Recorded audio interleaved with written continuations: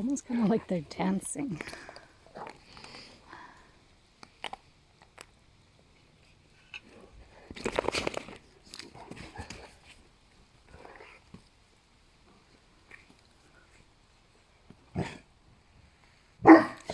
No, no, no.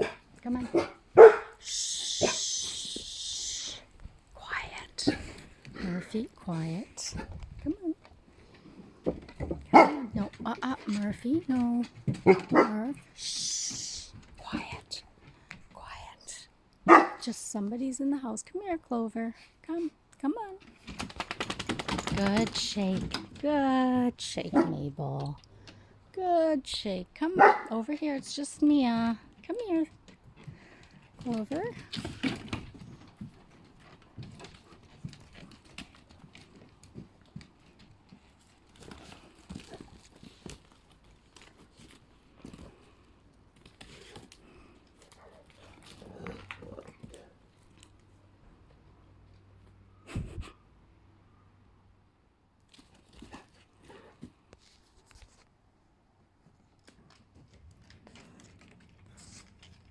Good girl.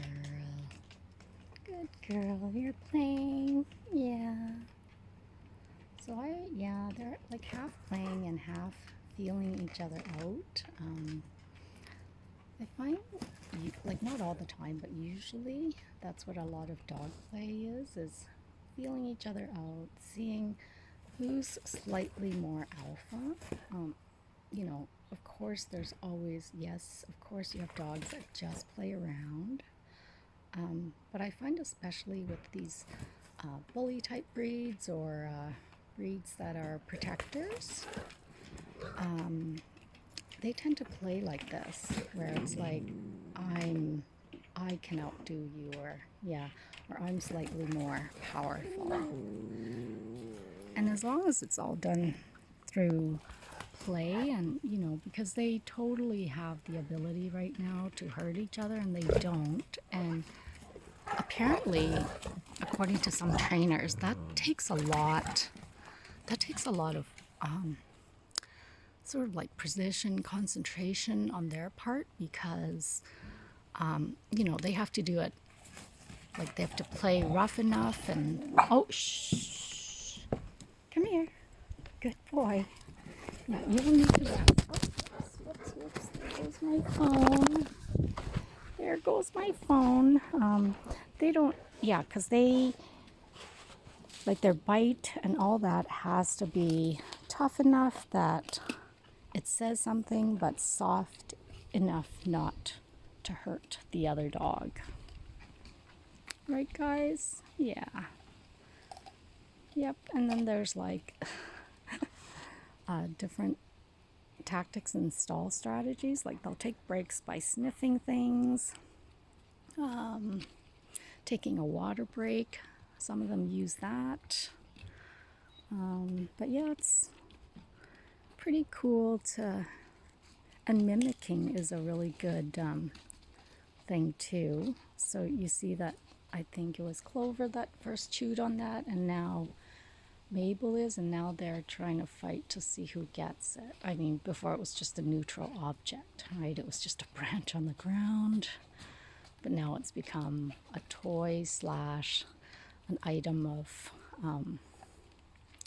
either power or dominancy.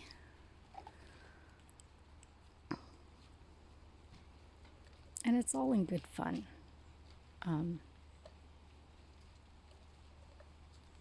For these guys, but at the same time, these are also the breeds that for some or a lot of them, their fuse is very short. So as soon as it starts to escalate, or there's a chance that it escalates, we should intervene and break break up the sort of the tendency that it's going upwards, so the sort of their anger or their reactiveness. That's so cute that they can fight something mouth to mouth so close like that. And honestly, you can, I think, kind of see who is the more dominant one. Of course, this is all my interpretation. I'm not saying it's right or anything. I'm just kind of explaining what's going on in my head. But I believe Clover is the more dominant right now, and Mabel is trying to get that dominance, but she's not quite there.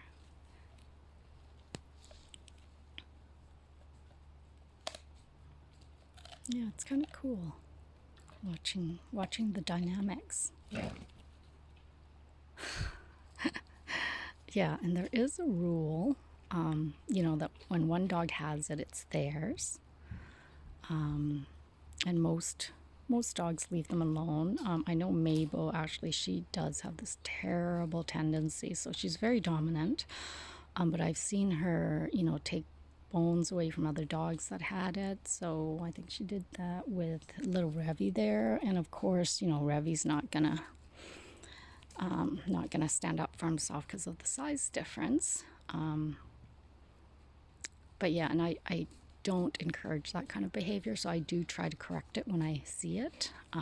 Or I try to, the best thing to do with any kind of unwanted behavior is to try and intervene prior to the behavior happening.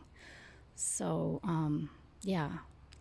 But yeah, so she also, if a dog is drinking water, the normal, I guess, sort of courteous thing to do is wait for the dog to finish, but Mabel just sort of pushes her way in there and just takes over, and then the other dog leaves. Because most dogs aren't great about drinking at the same time. Like some dogs don't care, but most, I would say, when they're drinking, they just want to be drinking on their own and not have another face right in the bowl with them. But yeah, so she does that as well, where she pushes other dogs aside. So it's dominant behavior. It's, for me, I mean, I don't know. We humans call it bullying. So I really try to discourage it and try to train them out of it. Oh, somebody's leaving a present.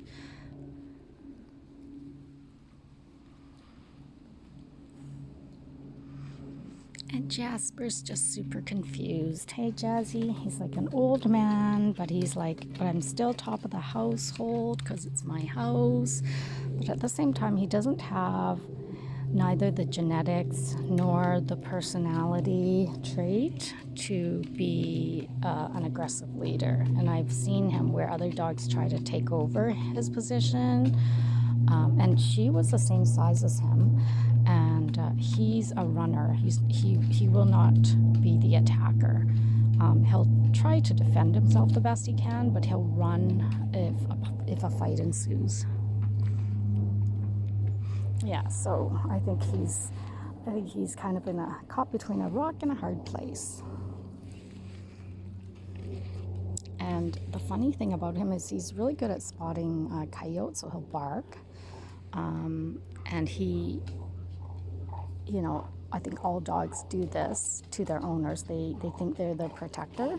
So he will take it upon himself to chase coyotes, which is not a good thing. Like he's not a young chick, and he is not that, like, he's not bigger than a coyote. So yeah, Jay.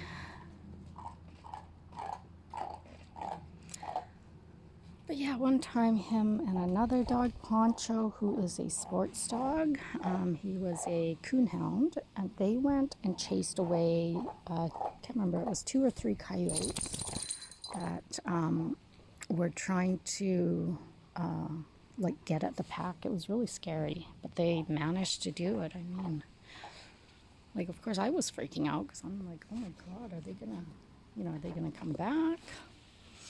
So we haven't been really to the Mill Creek Ravine. I found that was a bad place for coyotes.